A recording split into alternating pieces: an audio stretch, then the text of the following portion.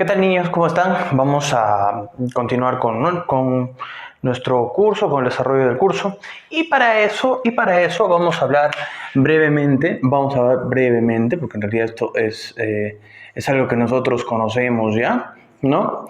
El signo lingüístico, ¿ya? El signo lingüístico. Hay un pequeño problema con esto del signo lingüístico, ¿no? Que en las nociones lingüísticas, por lo menos que nosotros manejamos, a veces pues buscamos o tratamos de entender o de razonar con cosas que no son propiamente, ¿no? Es decir, con cosas que no están concretamente, que no se dan en un plano fáctico como tal, porque claro, por ejemplo, nosotros cuando pensamos, siempre pensamos en nuestro idioma, siempre pensamos en nuestra lengua materna, ¿no? Me refiero a la palabra, ¿no? Alguien, por ejemplo, que se emociona mucho en un partido de fútbol, por más políglota que sea, ¿no? Él va a emocionarse y va a recordar el término desde la experiencia propia, ¿no? De la experiencia concreta. Entonces, cuando hablamos nosotros del signo lingüístico, primero yo tengo que entender qué es el signo lingüístico. El signo lingüístico, vamos a decir, es la palabra, no es otra cosa que no sea la palabra. ¿De acuerdo? ¿Ya? Ahora, esta palabra no es pues que exista de una forma natural, tal, ¿no? O sea, hay una motivación, hay un proceso, hay un espacio todavía en el cual recién se ejecuta esta palabra, ¿no? O sea, forma parte del término, sí, pero, por ejemplo, esta palabra tiene ciertas características, ¿no? ¿Cuáles son sus características?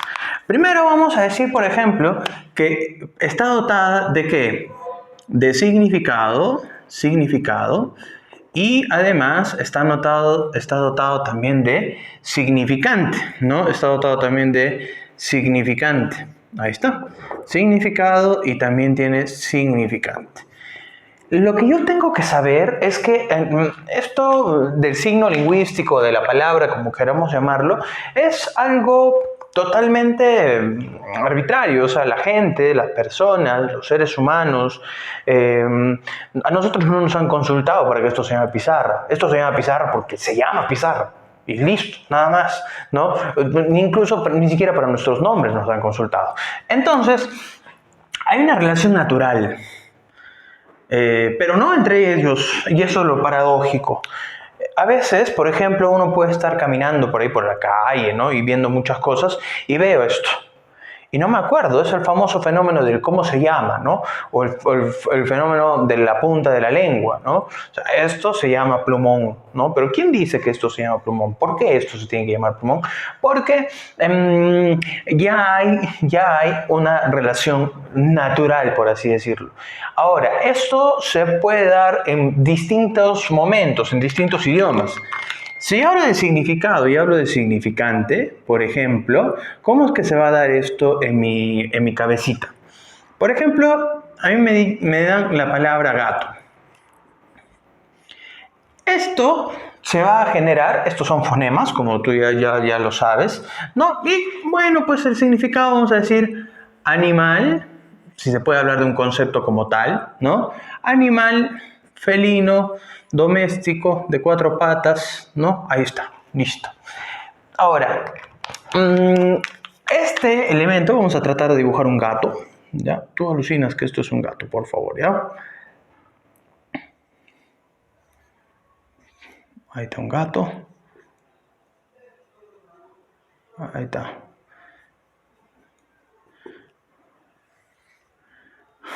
Muy chiquito su cuerpo. Ahí está el gato. ¿Está bien? Tú imagina que esto es un gato. ¿Está bien? Es que este es el dibujo de un gato. El concepto, la imagen referencial tal y cual en el planeta, en el cosmos, se mantiene, ¿no? Pero por ejemplo, nosotros acá en castellano le decimos a él, le decimos gato, ¿verdad? Gato. En el francés le dicen chat, por ejemplo, ¿no? Y en el inglés se le dice cat. Pero este objeto sigue siendo el mismo, sea donde sea. Es decir, no es pues que un gato en Francia maulle en francés. No, no, eso no existe. ¿Ya? Es un signo universal. Eso es un signo universal, ¿no? Incluso si yo tengo el azúcar mismo, el azúcar, puede que yo no sepa ni siquiera el nombre y vaya a Francia, pero sí va a seguir sirviendo para lo mismo el azúcar, ¿de acuerdo? O sea, ¿cuál es la relación que se da? La relación es la necesidad de tener una nomenclatura, ¿no? A nosotros nos han puesto un nombre, ¿por qué? Por necesidad, porque tenemos la necesidad de tener un nombre y apellido. ¿Para qué? Para que nos puedan distinguir, ¿no? O sea, esto va a nacer de la necesidad, ¿ya? De la necesidad. Ahora, cuando a nosotros nos hablan de esto, por ejemplo, ¿no? Hay cosas que nos van a ayudar a determinar el significado, ¿no? Hay cosas que nos van a ayudar a determinar el significado. Por ejemplo, Lima, ¿no? Lima. ¿Qué cosas son esos, profe? Cuando hablamos, por ejemplo, de significado, si se puede hablar como tal, insisto, ¿ya? Vamos a hablar de los tipos de significados, ¿ya? Pero antes de ver plenamente... una cosa es cuando hablamos de los tipos de significados y otra cosa son los determinantes lingüísticos, ¿ya? Yo lo llamo así, ¿no? Determinantes lingüísticos, porque me van a ayudar a determinar qué son, ¿no? Qué significa una palabra en un determinado contexto, ¿ya? Que luego lo vamos a ver, ¿ya? Por ejemplo, si hablo de los tipos de significado, tengo el significado que se llama denotativo.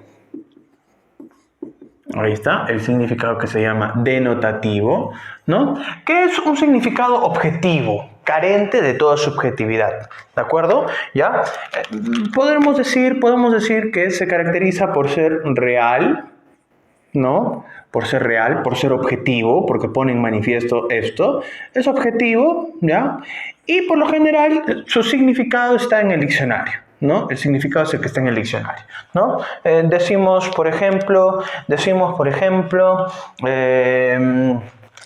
ya está, hoy es viernes, hoy es miércoles, ¿no? Digo, por ejemplo, es agosto, ¿ya? El 30 se conmemora o se celebra, se conmemora. ¿A quién se conmemora? A Santa Rosa, ¿no? Ahí está, a Santa Rosa. Listo. O simplemente puedes decir, tengo frío, ¿no? ¿No? Puedes decir, profesor, tengo frío. Ya está, listo, no hay ningún problema. Tengo frío. ¿Ya? Tengo frío. Ahí está, listo. Y el significado connotativo, ¿ya? El significado connotativo, vamos a ver que este significado adquiere, más bien, o presenta, no adquiere, presenta, porque esto es intencional, ¿no? Presenta, ¿ya? Presenta un valor subjetivo, ¿ya? Presenta subjetividad, ¿ya?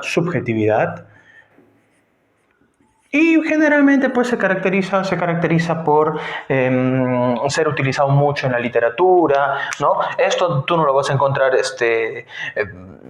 el significado connotativo también lo podemos usar en la vida cotidiana, ¿no? Pero de una determinada manera. Por ejemplo, cuando tú vas a la tienda o ibas a la tienda y decías 5 dientes de ajo. Los ajos no tienen dientes, ¿no? Pero decimos 5 dientes de ajo, una cabeza de cebolla, o por ejemplo, el frío de su adiós, ¿no? ¿Ya? El frío de su adiós. Bueno, pues, cuando dicen el frío de su adiós, no es pues que, fue un frío, ¿no? ¿Se dan cuenta? Valor connotativo, valor denotativo. ¿De acuerdo? ¿Ya? Connotado y denota, ¿ya? Ahora, hay determinantes lingüísticos, como te dije hace rato, ¿no? Que se llama el contexto, ¿ya? Hay dos tipos de contexto, como situación, y el contexto lingüístico, ¿Cómo es como situación? A ver, Pedro, dime una oración. Ahí está, Pedro, dime una oración. Y lo mismo acá. Pedro, dime una oración. O di una oración. Ya está. Pedro, di una oración. Ya está. No son términos cotidianos. ¿Cuál es la diferencia? Que cuando te dice Pedro, dime una oración, por ejemplo, si esto te lo digo en clases de gramática del español, ¿de qué oración estoy hablando? Estoy hablando de una oración gramatical, ¿no? Pero si estás en la iglesia, estás en un entorno religioso, te dicen, oye, Pedro, di una oración. ¿Y eso a qué se refiere? Se refiere a una súplica, a una plegaria, ¿de acuerdo? ¿Ya? Este es el contexto como situación, o también podemos llamarlo contexto situacional. Y el otro es el contexto lingüístico. ¿Ya? El contexto lingüístico que es lo que nos ayuda a determinar ciertas cosas, ¿no? ¿Ya? Era una lima ácida. O digo, era una lima oxidada. Ahí está. En el primer caso, cuando hablo de lima, ¿de qué lima estoy hablando? Estoy hablando de la fruta, ¿verdad? Y en el segundo caso, estoy hablando de una herramienta, ¿no? De la lima como una herramienta. Entonces, conclusiones de esta clase. Conclusiones de esta clase. Conclusión número 1. La palabra se asocia de 3 maneras. Con una realidad, un referente que me hace ver que esto, ¿para qué sirve? ¿No? ¿Qué utilidad le voy a dar? Yo no voy a agarrar la tinta y me la voy a tomar. No puedo hacer eso, ¿no? O sea, tendría que ser loco, ¿no? Eso es uno. Lo otro es que el significado va a estar determinado por muchas cosas, básicamente por la experiencia del hablante. O sea, te refiero a algo breve. Si yo tengo la palabra gato, yo no puedo decir que el gato es un animal si es que yo no sé el concepto de la palabra animal, concepto, entre comillas, por así decirlo. Y si yo digo animal, voy a decir ser vivo, por ejemplo. Entonces, también tengo que saber el concepto de un ser vivo, ¿no? Entonces, ¿qué me va a determinar? En realidad una palabra no es una isla. Las palabras siempre se han generado para estar agrupadas, ¿no? Hay palabras que son pequeñitas y que tienen una carga semántica tremenda, como el sí o como el no, ¿de acuerdo? ¿Ya? Entonces, son elementos que nosotros ya hemos visto y que seguiremos viendo en nuestras clases. Ahí nos vemos, jóvenes. Muchas gracias.